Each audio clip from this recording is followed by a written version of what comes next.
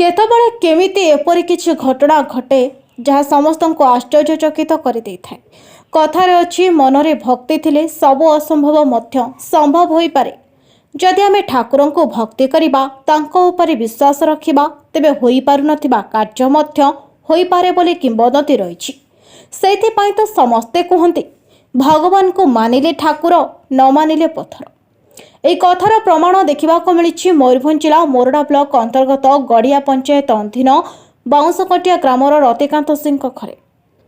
घटनाटी होउछि बाउंसकटिया ग्राम दीर्घ वर्ष हेब ग्रामवासी द्वारा प्रभु जगन्नाथ रथयात्रा अनुष्ठित हो आसुछि। से ग्रामर सुमित्रा नायक नामक जड़े महिला घर अगणा झाड़ू करुथिबा बेले अर्ध निर्मित माउसीमा मंदिर सम्मुखरे 3टी छत फुटिथिबार देखिबाकू पाइथिले और छत को ओपाड़िबा पाई मध्य चेष्टा करथिले किंतु छत को ओपाड़ी पारि नथिले। एई कथा कहिबा परे समस्ते देखिथिले जे अध निर्मित मंदिर सामने धला रंगर 3टी छत गोटे सरल रेखार अछंती जहाको लोके मानि नैछंती प्रभु जगन्नाथ बलभद्र मां सुभद्रा। देखु देखु घटनाटी चारिआडे व्यापीगला और अलौकिक दृश्य देखा आखपाख लोकों गहली लगी। छतर उपरे भगवान दर्शन देइछंती भावी छत को पूजार्चना करने सहित शंखनाद सांग को हरिनाम संकीर्तन मध्य आरंभ करा जायथिला। तबे एपरी घटना प्रथम नुहे। बेले बेले जगन्नाथ बहु रूप में भक्तों को दर्शन दियंती। एहा ही होछि भगवान को प्रति भक्ति और आस्था, भक्तों को प्रेम और विश्वास। सुमित्रा नायक कोन कहबे जो आज आपण छतुडा उठाया पे चेष्टा उठले कोन पे उठलानी उठलानी आ कहनी कि सोता उठलानी केना हो छाड़ दे पड़ी आसी। तो जेमति प्रथम केते बेला देखले छतु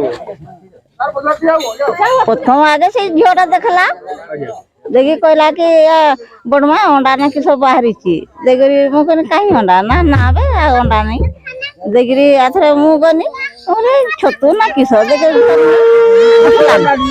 हां आतरे नाले धन्य वागा उठलानी उठलेनी छतु तो धरि देना बड़ी जाय। हां ना मोना होची चतुर्भुज धीर कोन कहबे आज जो छतु ऊपर जगन्नाथ दर्शन देजन आपण गां रे विराजमान कइले विषय कहबे। हां कहबी जे तार जे प्रथम कथा उठी ठीक रहिची जे प्रथम ए हमर आमी जे रथ करता कि 7-8 वर्ष होला रथ करूछु प्रथम दीटा छुआ समान ए जे बांस गंठी रे ताको कोणा कर दिके रथ कर दिते ताको बापमा खेलिबा पई बुझले ना से रथ को हमें टाणी टाणी के आज रथ टिके बड़ करते एवं गाँव समस्त सहयोग करिकी वर्तमान रथ यात्रा हेउची दर्शक भी बहुत आसुचन। तो से हिसाब से आज जो हिसाब से हमें देखुची आम तो ए प्रकार छतु के देखी तो आज जो देखले पुणी लोक जो छुआ मैंने भी आसी से टाणिले छतुटे जहाँफल कि उठलानी से गोटे आम गोटे आम भाविले गोटे दैवी शक्ति गोटे किसी आविर्भाव होम अनुभव कली तेणु आम ठाकुर को ये भाविकी आम उठा उठी किसी कर नष्ट न करके धूप दीप दे कीर्तन फीर्तन टे कर आम ठाकुर ये बोले आम अनुभव करूँ। श्रीजुक्त रतकांत सिंह घर बाउंसकटिया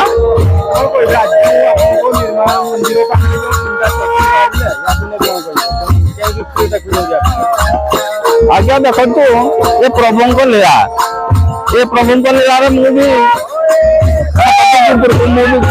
पाखे शरण पड़ जाऊँ तो मैंने प्रथम मो घर को मुझे पढ़ी मत ये रथ मो घर को आसला रथ आसी घरे रहा मो अनेक भावना आगे भी ठाकुर बहुत किसी ये कर तो मागी आपण गोटे छुटिया घर टे करदेवी कि मत स्वप्न आकार कहवा भी कथा नुहे मुझे ये स्वप्न आकार कहले तू दौड़ कर तो मुझे जो कौन मत दौड़ करने बाहरली जदि बाहरली समस्त किए कहला मुझे बाली देवी किए कहला सिमेंट देवी सब देते दान भी कितु मुझे कहनी कि सौ इच्छार देते मोर दान बक्सर सब पड़ी रही इच्छार मुझे कर 3 वर्ष है कथा कहले मो आखिर पानी भी धरी जाए प्रभुंकर।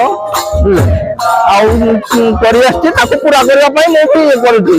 ମୁଁ କେତେବେଳେ ବଡ କରି କହିନାହିଁ କି ମୋ ପଇସା ଅର୍ଥ କିଛି ନାହିଁ, କିନ୍ତୁ ପ୍ରଭୁଙ୍କ କୃପାରେ ମୁଁ ମୋର ଆଗକୁ କେବଳ ବଢି ଚାଲିଛି, କିନ୍ତୁ ପଛକୁ ନୁହେଁ। ଏପର୍ଯ୍ୟନ୍ତ ବି ମୋ ମନରେ କେବେ ହେଲେ ଦୁଃଖ ଗୋଟେ ଦେଇନି।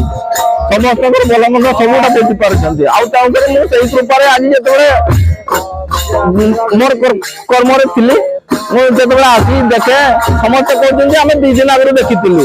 ତ 2 ଦିନ ଆଗରୁ ଦେଖିଥିଲି ଗୋଟେ ମାଉସୀ ବି ତାକୁ ଛତୁ ଭାବି ଉପାଡ଼ିବାକୁ ଚାହିଁଥିଲା, କିନ୍ତୁ ସେ ଉପାଡ଼ି ପାରିଲାନି। ତାପରେ ଯେତେବେଳେ ମୁଁ ଆସିକି ଦେଖିଲି ମୋ ମନଟା ହଠାତ୍ ବୁଲେଇଗଲା। ସାଙ୍ଗେ ସାଙ୍ଗେ ସେଇ ତାଙ୍କ କଥା ମନେ ପଡିଗଲା। ତାଙ୍କ ଦୌଡ଼ ପାଖରେ ତାଙ୍କ ପରିସୀମା ଦେଖ, ଏଇମାନେ କିଛି ବି ନାହିଁ, ଏପଟ ସେପଟ ମଝିରେ 3 ମୂର୍ତ୍ତି ଛିଡା ହେଇଛନ୍ତି। ମୁଁ ଆଉ କଣ ବୋଲି କହିବି?